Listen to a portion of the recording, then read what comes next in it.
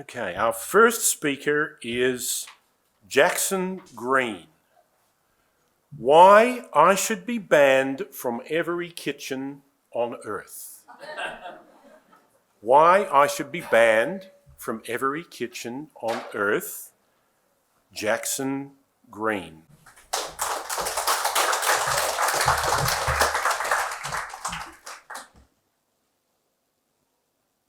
I have a bachelor's degree, a master's degree, and a PhD, but I can't cook. Ladies and gentlemen, contest chair, tonight you'll discover exactly why I should be banned from every kitchen on earth. The year was 2020. It was Mother's Day. I decided to do something a little bit different, make my mother breakfast in bed, give her a special gift that she'd never forget. And that's exactly what I did. I knew that this would be a challenge, so I turned to a force greater than myself, the Cooking Bible, also known as 50 Basic Recipes for Dummies. It was perfect. I opened the book to page number 1, and the very first recipe was toast. Toast? I can do that. I'm a Toastmaster, after all. And I have a PhD. This will be easy. I went to the pantry and, as instructed, found bread and Vegemite for the classic Aussie breakfast. I put the bread in the toaster, and now all I needed to do was wait. I've got this. In the background, I could hear my mother. She was starting to wake up. I knew I needed to get a move on. I then ran to the fridge to grab some butter. But as I did this, my elbow brushed up against the knob on the toaster, moving the setting from low to extremely high. A couple of minutes later, boing, the toast pops up, completely black, burnt to a crisp, with no time to start over. What am I going to do? Using every ounce of intelligence from my academic mind, I thought, and I thought, and I thought some more. I've got it! If I cover the toast with as much Vegemite as possible, maybe, just maybe, she won't even notice. I use an entire container of Vegemite, put the toast on the plate, and then race to my mother's bedroom. Happy Mother's Day, Mum. She then took one bite.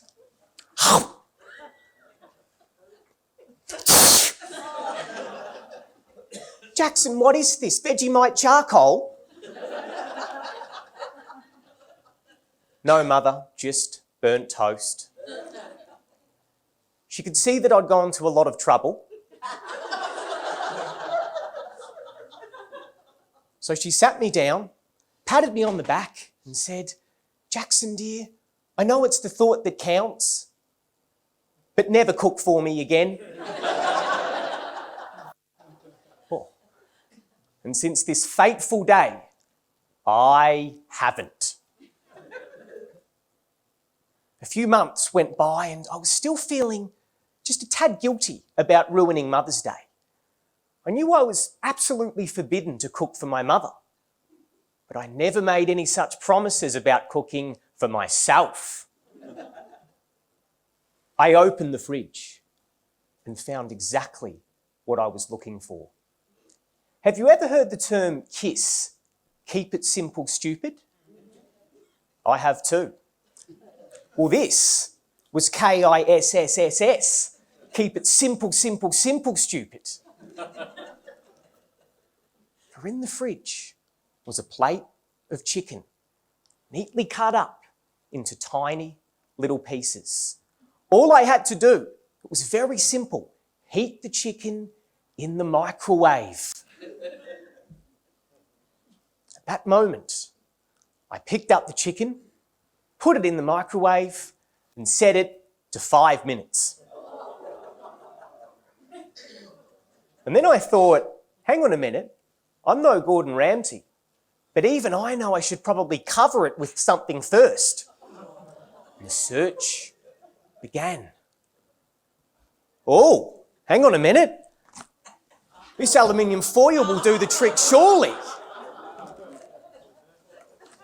I decided to remove the box. Don't need that. Threw that away. And I used as much foil thought necessary. I kept wrapping and tore it off. Covered the chicken, neatly wrapped, as always. And now, all I had to do was one very simple thing. I put the chicken in the microwave and pressed go. It went around and around and halfway around. And then, pow!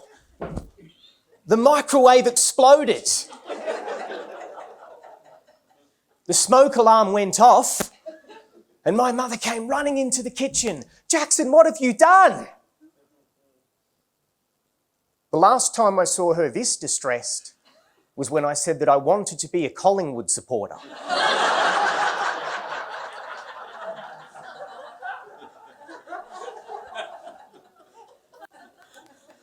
After this horrible tragedy, a motion was passed by my mother, seconded by my father, and upheld by all of my relatives. The motion is that I, Jackson Green, am not to come within a 10-metre radius of any family kitchen. And this distance may be extended further on special occasions. But I think I got off lightly, and that the motion ought to be, I, Jackson Green, should be banned from every kitchen on earth. Contest chair.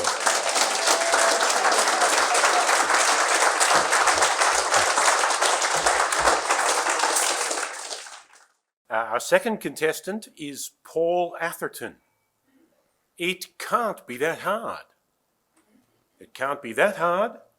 Paul Atherton.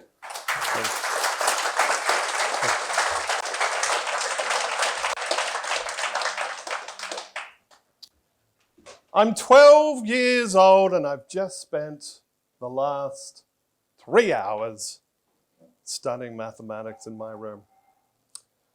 And I'd spent so much time in there, I decided it was time to leave and go and see the family. And I walked out somewhat like a scene from The Walking Dead. To see my family who weren't there.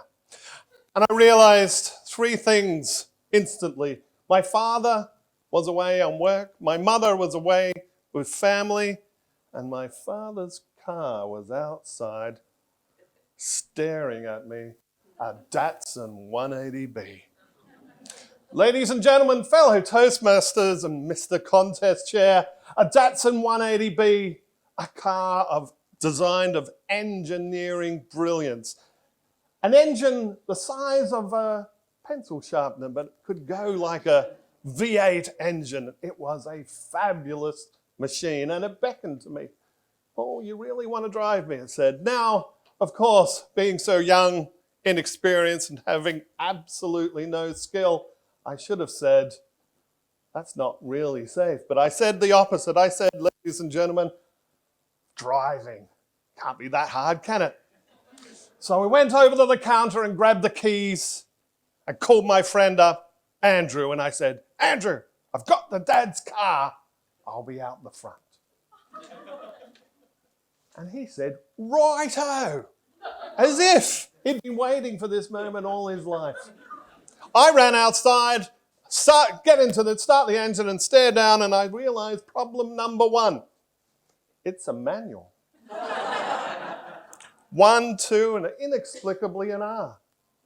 Now, let's just say the time it took me to go see Andrew was a little bit longer because I spent 5 or 10 minutes bouncing around the driveway. But I managed the skill. And I managed to get out, and on my way to see Andrew, I went. And I built up a lot of confidence as I built up a lot of speed. And as I got closer and closer to Andrew, I got a lot faster and faster.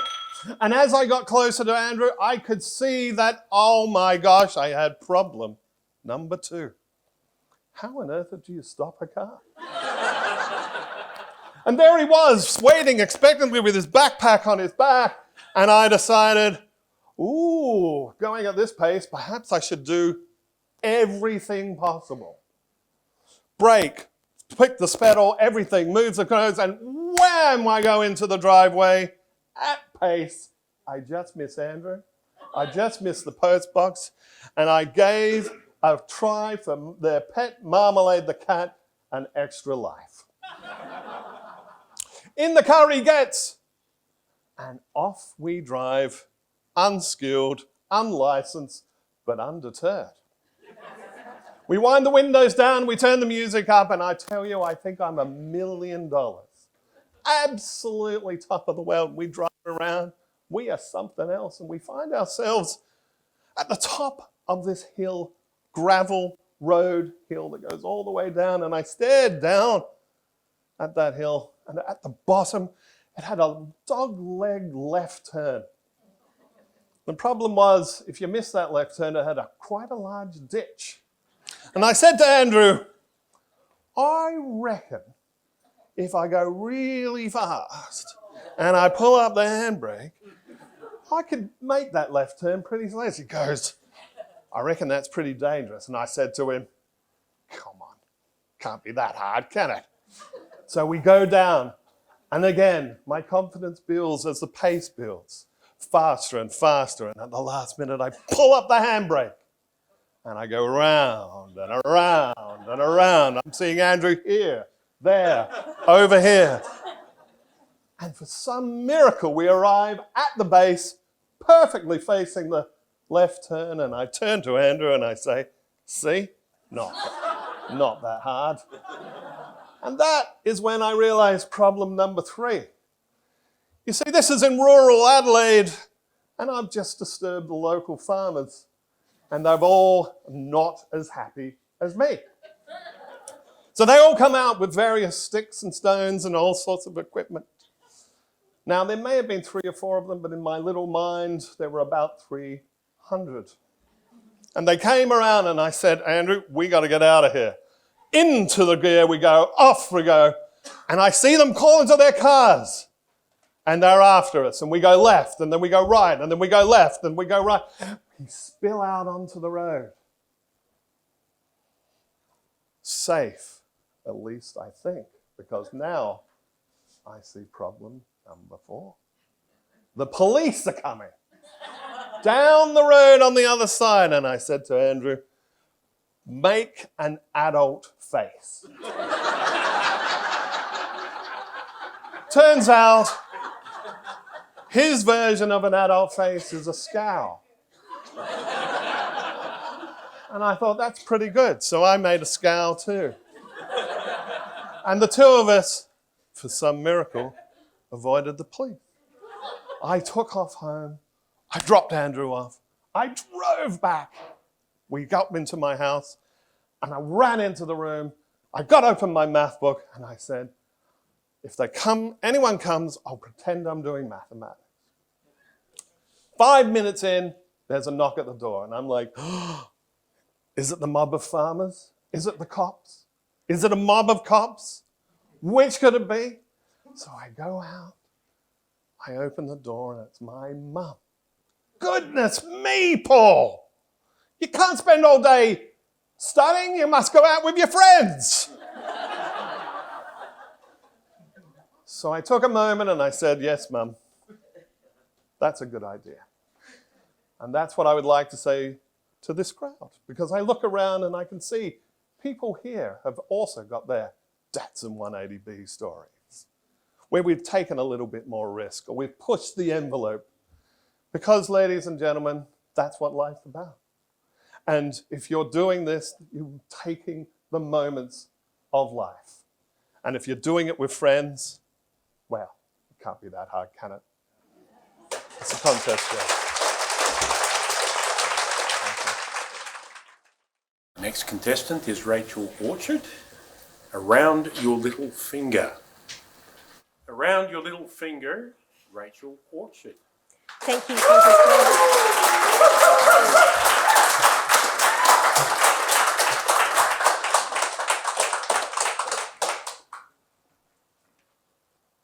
Have you ever been in trouble for coming home late? I certainly have. For at home, I have a very jealous, possessive, controlling, middle-aged man. Man-cat, that is. Sorry, I lied. The title of my speech is really Around the Little Paw. For when I get home, there'll be a howl as he runs down the stairs. Where have you been? You're late. Do you smell of other cats? Do you pass the sniff test? Fellow Toastmasters, I always thought I was a dog person, so we compromised and got a cat. This is a story of my transformation.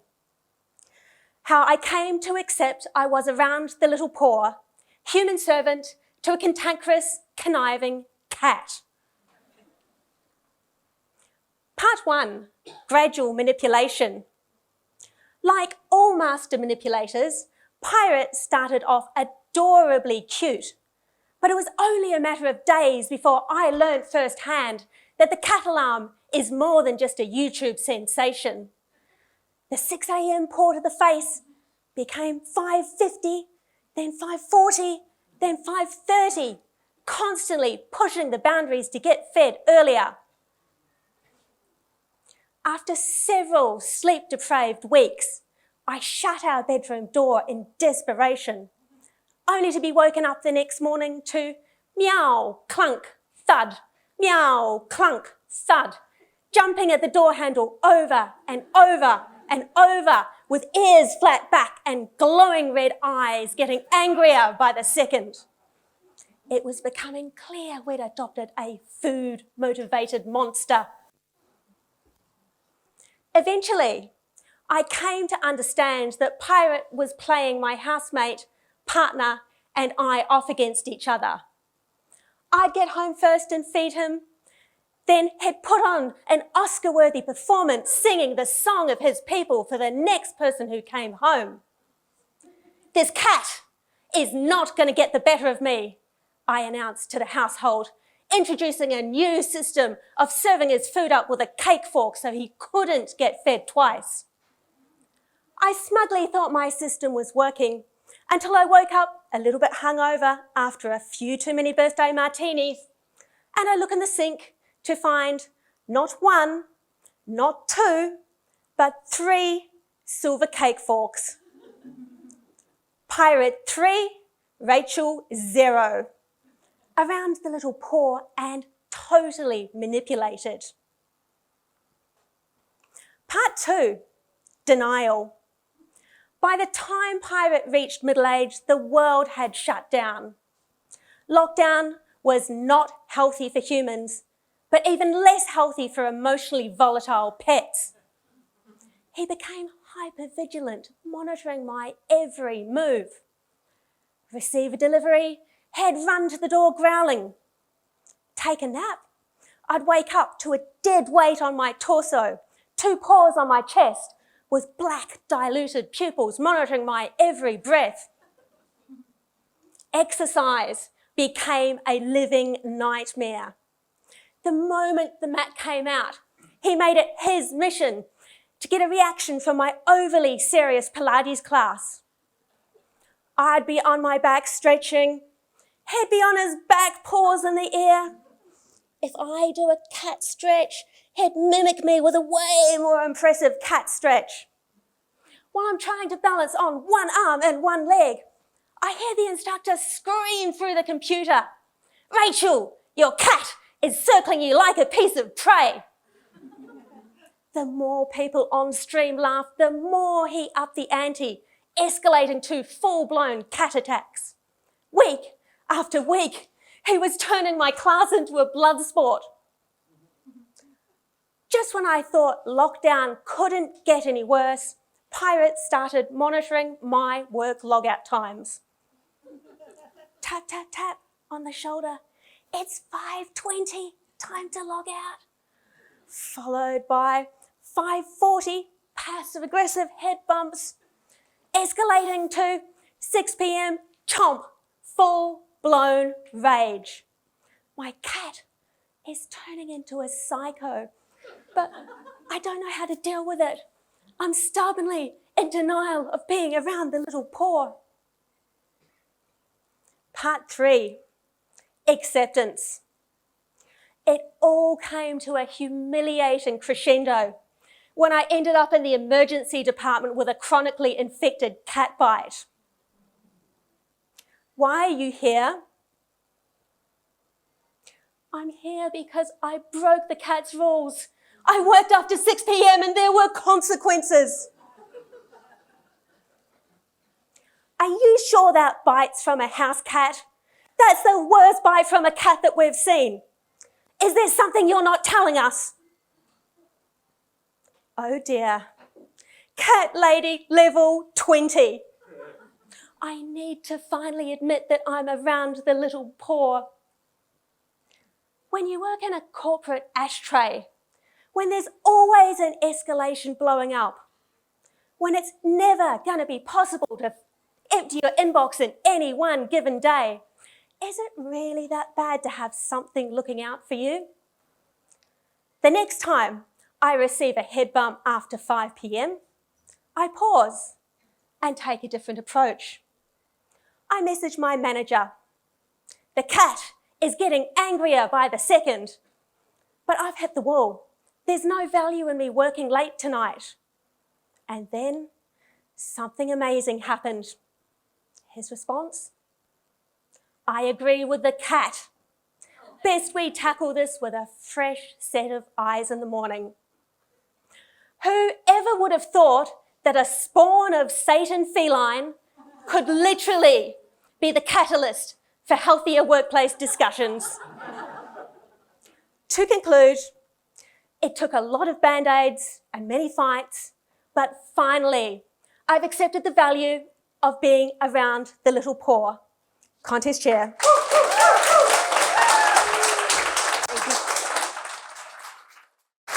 Please welcome our next contestant, Judy Murphy, In the Arms of Another Man. In the Arms of Another Man, Judy Murphy. Thank you.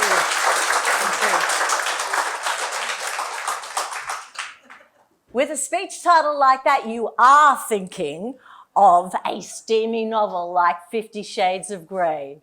Well, hold that thought, because I have a story for you in the meantime. Early one Saturday morning, my son Lee came home from a tandem skydive. I said, "Lee, that was quick." "Oh yeah, Mum, I chickened out, but there's still time if you want the ticket." I must have thought I was at a club office election, because before I knew it, I'd stepped forward and said, "Sure, why not?" Oh my gosh, what had I just committed to? I hate heights. I raced to the bathroom to clean it in case there was a funeral.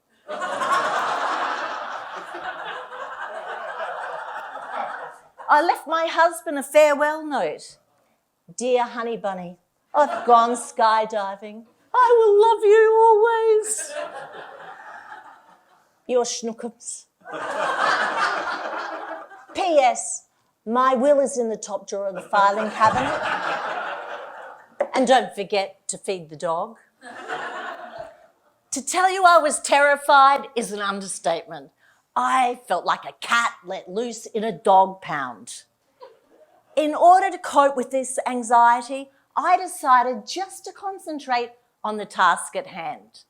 The first was to drive to the airfield. Easy. Next was to check in at reception. Easy. There I was given a 3-page indemnity form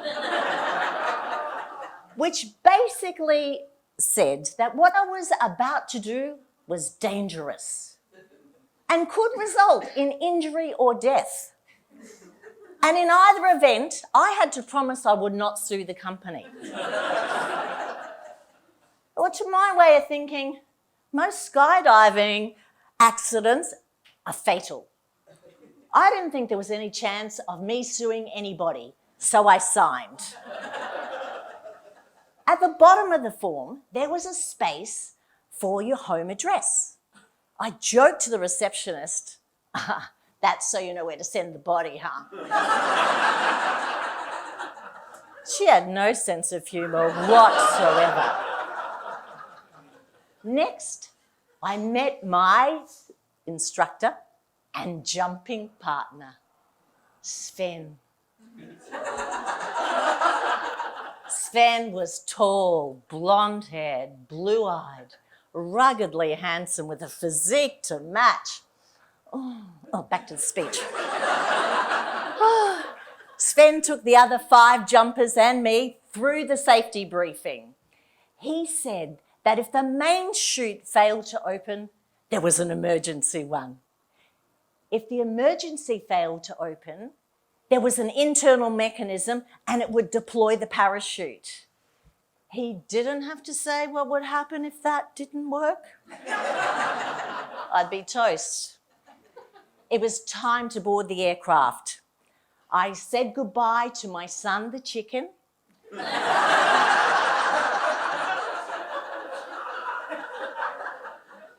We boarded the single-engine Cessna. I will never again complain about a lack of legroom on a commercial flight. This plane didn't even have seats. We had to sit between the legs of the person behind us. At 5,000 feet, Sven did a final safety check. He attached himself to me with 2 clips at the shoulders and 2 at the waist. My life was in this man's hands. I double-checked the clips. Yes, I was firmly attached. At 10,000 feet, the first pair made their way to the door. They were there one moment and gone the next. It was my turn next. We butt-walked to the door, which is not an easy thing to do with a man strapped to your back.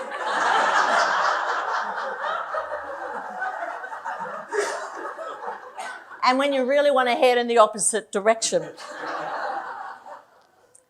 I sat with my legs dangling out.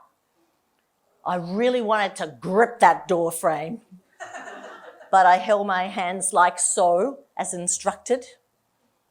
The pilot flicked the switch and Sven launched us into the abyss with a double somersault.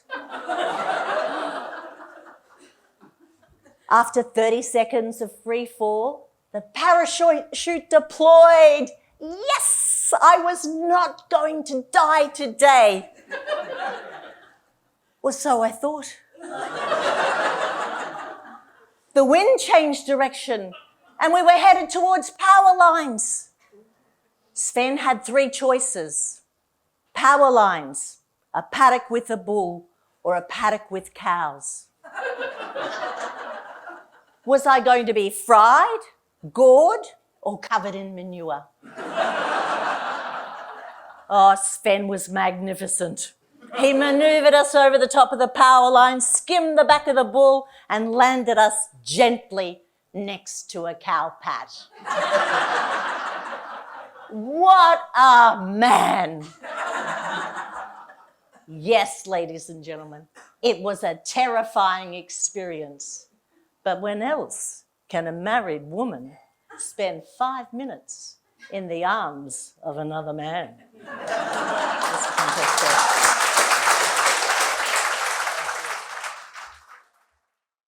Please welcome our next contestant, Ryan Jamieson. 3 stages of hell. The 3 stages of hell, Ryan Jamieson.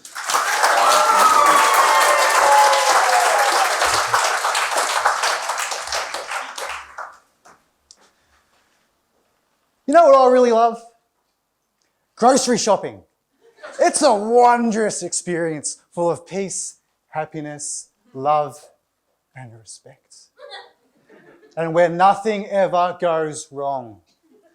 Especially when there is a global pandemic and all of a sudden everybody needs 95 rolls of toilet paper. You know what else I really love? Starting off my speech with sarcastic nonsense, contest chair, fellow Toastmasters, and shopping cart navigators. Everybody knows there are 3 certainties in life: death, taxes, and, you guessed it, grocery shopping. Now, I can't speak for everybody, but for me personally, when it comes to grocery shopping, my strategy is simple.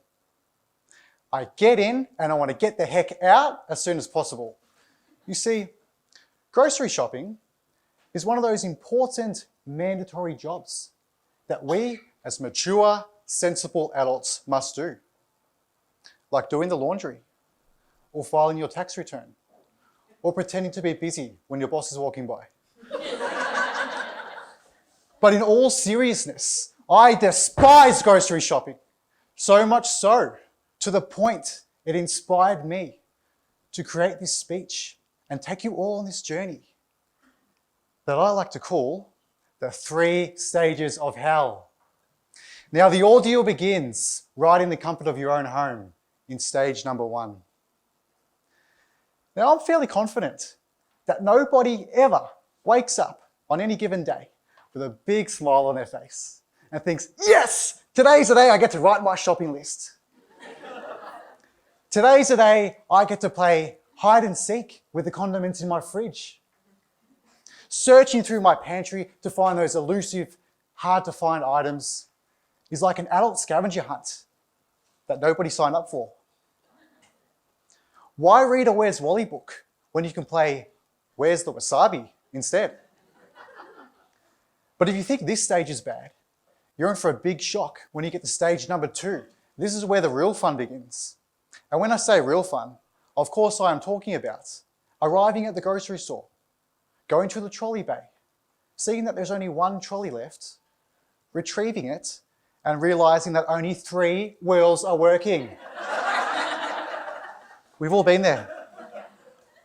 Why is it that every trolley I get has 1 possessed wheel? And as I'm moving this thing through the supermarket, it's like I'm performing an exorcism at the same time. And the customer's looking at me funny over there. Trying to get my $2 out, mate, I promise. I'm not trying to get any demons out here, just my $2. But Houston, we have a bigger problem. Down in aisle 7. It's one of those blissfully unaware customers who are clogging up the entire aisle with their trolley. And they've got myself and 3 others behind me, and they have no idea what's going on. And after what seems like an eternity, it dawns on me, and it draws parallels to one of the biggest achievements in human history, when they finally decide to grab the tomato sauce instead of the mustard. It's kind of like the moon landing, except instead of 1 small step for man and 1 giant leap for mankind, it's 1 tomato sauce grab for this customer and 1 giant relief for everybody in aisle 7. But you know what? I'm putting that behind me. This time the shopping experience is going to be good.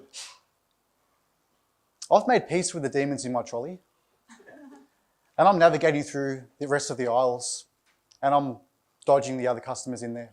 This one's going to be good. Surely I'm in the clear now, right? That's got to be the end, right? Wrong. The final stage, stage number 3, time to pay. Now, there comes a journey in every shopper's trip where they want to decide if they want to deal with man or machine. And I don't know about you guys, But hearing the words, unexpected item in the bagging area, is just about going to set me over the edge. So it's on to the lovely soul, the cashier behind the register, who's undoubtedly going to ask me more questions than a 5-year-old on a road trip. But it starts off fairly innocuously. Hi, how you going? Good, thanks. Beep, beep, beep. Okay, your total comes to $162.85. Are you paying by cash or card? Card. Do you have a loyalty card? No. Would you like to sign up for one? No. Are you collecting these useless tokens? No. Would you like this worthless in-store magazine? No. Would you like to round up your total for charity? Would you like a receipt? Does this shirt make me look fat?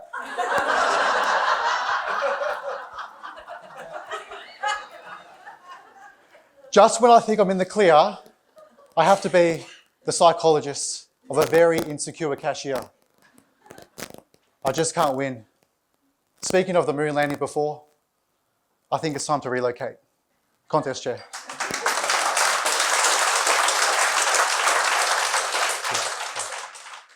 Please welcome our next contestant, Charles Halloran. 3 words. 3 words, Charles Halloran. Thanks, Brian.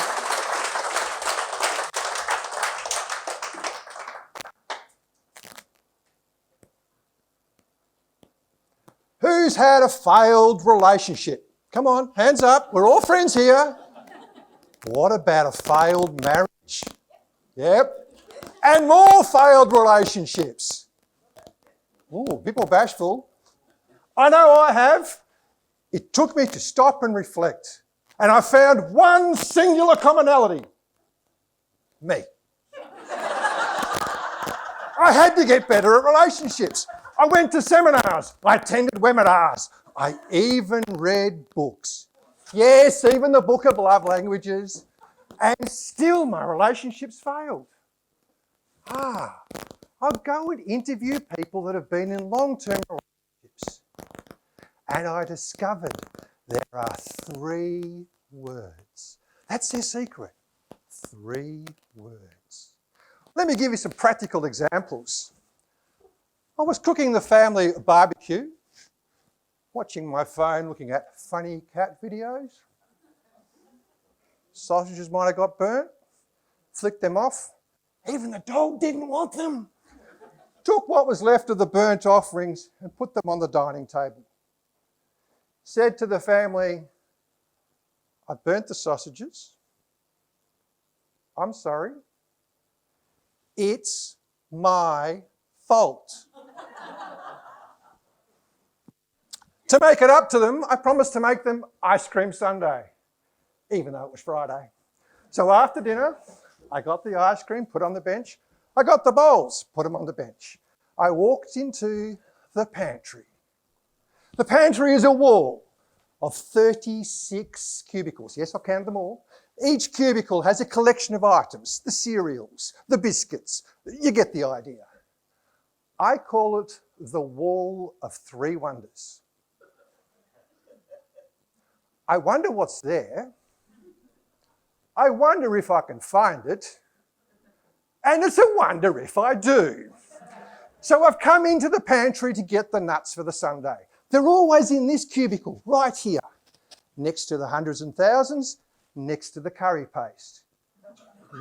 Why they're there, I don't know. My wife makes these decisions, and who am I to question my wife's decisions? After all, I'm one of them. Hundreds and thousands, curry paste, nuts. Now they're in a clear jar, so even I can see them. They're not there. Honey, did you buy more nuts? Yes, is the reply. Did you put them in the jar? Yes, is the reply. I look more interestingly. Hundreds and thousands, curry paste, nuts, or rather, no nuts. The next sound I hear is that second most terrifying sound. From the next room, I hear her eyes roll.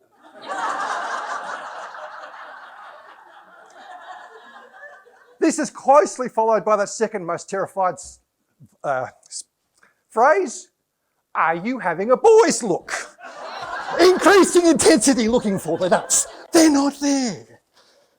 Then I hear that most feared sound from the next room, her hands going on her hips. And then the most feared phrase, don't make me come in there. She walks in, reaches up to the cupboard with the tinned fruit, 2 rows back, and pulls out the nuts. What can I say? I've been set up. There's only 3 words to say. It's my fault. Another example, I'm sitting at home, the phone rings. My wife is anxious and upset. The car's broken down. She wants me to go and fix it. My maiden in distress. She needs to be rescued. I put on my suit of shining armour, mount my noble steed, and hurry off. On arrival, what seems to be the matter, dear? The car went chug-chug over the speed hump and stopped. Oh, it doesn't like hurdles. Anything on the dashboard? Oh, there'd been this solid orange light, and the last 2 days it had been flashing. Sounds like a problem with the fuel. Addressed the issue. A few weeks later, phone call from my wife. Oh, the car's broken down again. Well, I put on my suit of shining armour, mount my noble steed, hurry off. It's the same location, I might add. What seems to be the problem? The car's gone chug-chug over the speed hump and stopped. Still doesn't like hurdles. And the fuel gauge? You understand the E does not stand for E for enough. But I can't say any more than that because the only words that I can say are, it's my fault. I try to help around the house. I put the washing on the line. I come back some hours later to discover the birds have used it for dive bombing practice. And all I can say is, it's my fault. The other night, my daughter wanted hot custard. She took 2 mouthfuls and said it tasted funny. I checked the milk. It was in date. I checked the custard powder. It was a couple of months within date. I checked the sugar. Now, I'd gone back to the wall of 3 wonders, to the cubicle with the sugars. You know, the brown sugar, the raw sugar, the icing sugar, the caster sugar. The container said sugar. I could read it without my glasses. The contents, however, were rather salty. Of course, all I can say is, it's my fault. So, if your relationships are struggling, at home, work or play, there's only 3 words for you to say. It's my fault. And my current relationship, it's 12 years strong. All because it's my fault. Contest chair. Thank you. Carin Danon, trust your instincts. Trust your instincts. Carin Danon.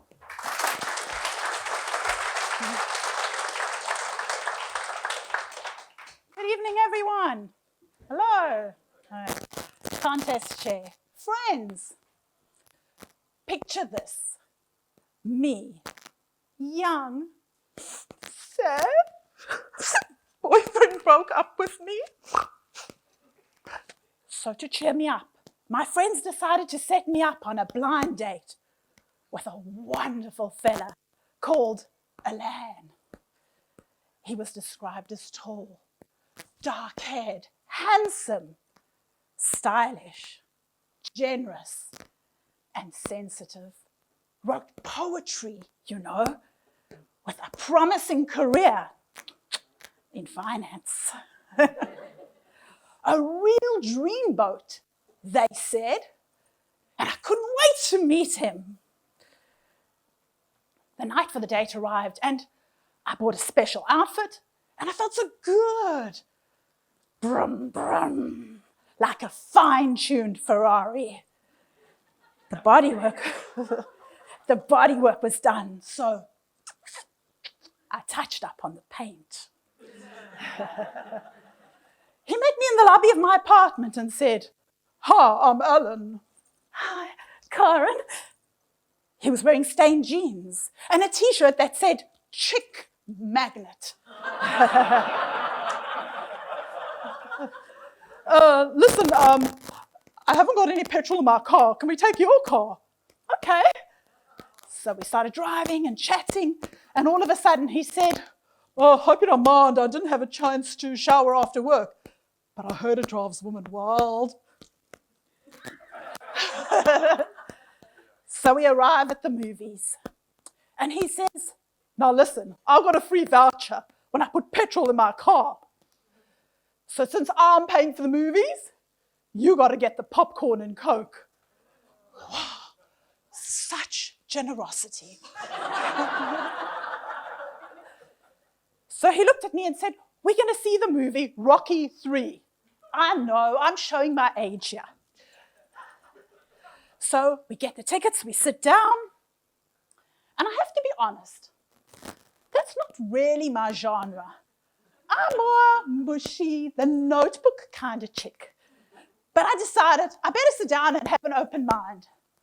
So I sat down, and pretty soon it became clear that I might have watched the movie once, but I heard it twice. "Hey, Rocky, go for it, go, go, go, yes, yes, yes, yes." Wow, the people in the back got so angry. "Oi, you in the front, quiet!" "Don't you tell me to be quiet. I'll get you afterwards."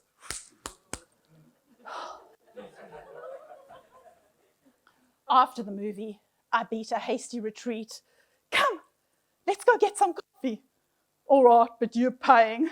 Of course. So we sat down in the coffee shop, and we spoke, and we spoke, and we spoke. And then the conversation ran dry. It was like pulling teeth. "Do you like your job?" "That's all right." "Do you have any hobbies?" "No." "What do you do for fun?" "Nothing." Oh man, it was struggling. So eventually I said to him, "I heard that you write poetry." And he said, "I sure do. Ashes to ashes, dust to dust. If it wasn't for women, I would rust."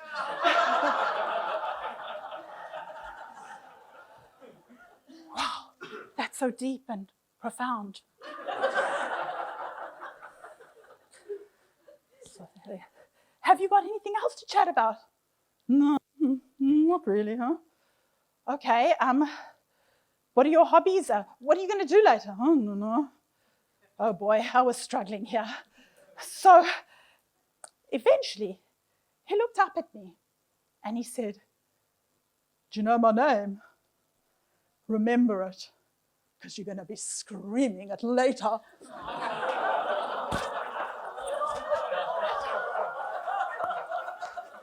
Sorry? Look, unless you've changed your name to Help Fire, I don't think so. Ooh, and then he got angry. He said, "You know, you woman, you're all the same. I take you out. I'm charming. And I spend a fortune. At least when I go to Adele's massage parlor, I'll always have a happy ending." Look, let's call it a night. Can I drop you somewhere? And so I did.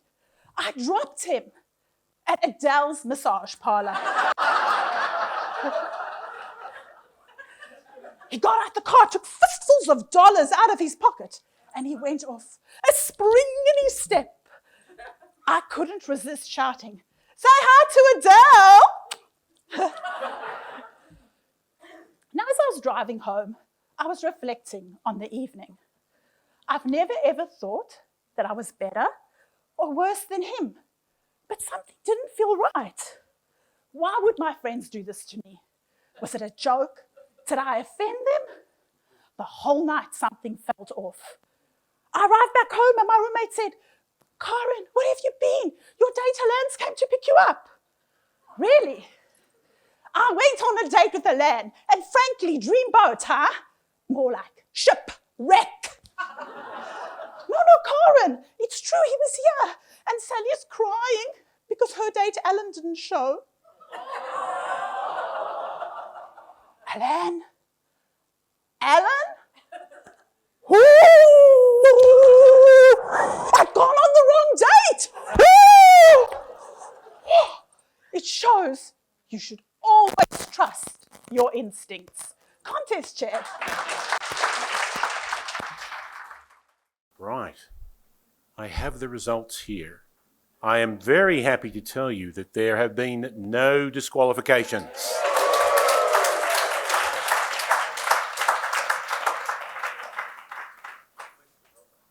But I do have the results. I'm sorry, we must be giving these now for sure. Yes. Okay, so as you go up, you can get your... Anyway, I think you'll get the picture. All right. In third place tonight, we have Jackson Green.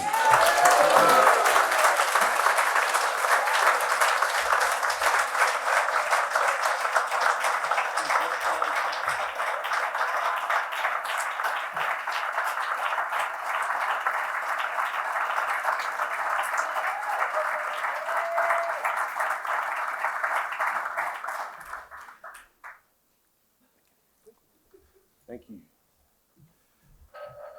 All right. 2 left. And then there were 2. That's not the right thing, is it? In second place tonight, please congratulate Charles Halloran.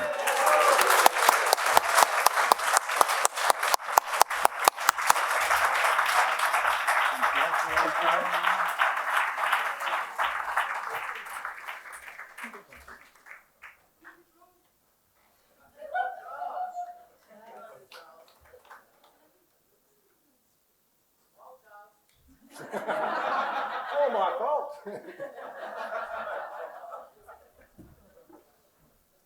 Now, you know what I missed from online contestants, of which I've done many as Zoom Master? It is the drum roll, which I always make sure happens as audio. Our first place getter tonight is Judy Murphy.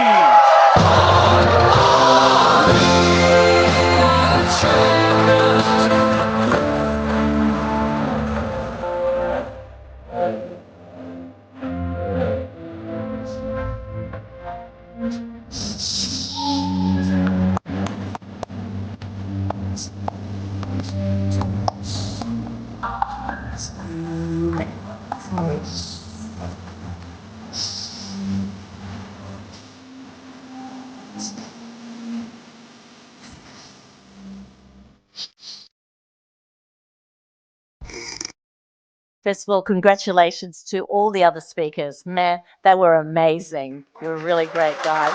Yeah, well done. As I said last year when I won the evaluation contest, I've been doing this for 32 years, so don't give up. Thank you, everybody.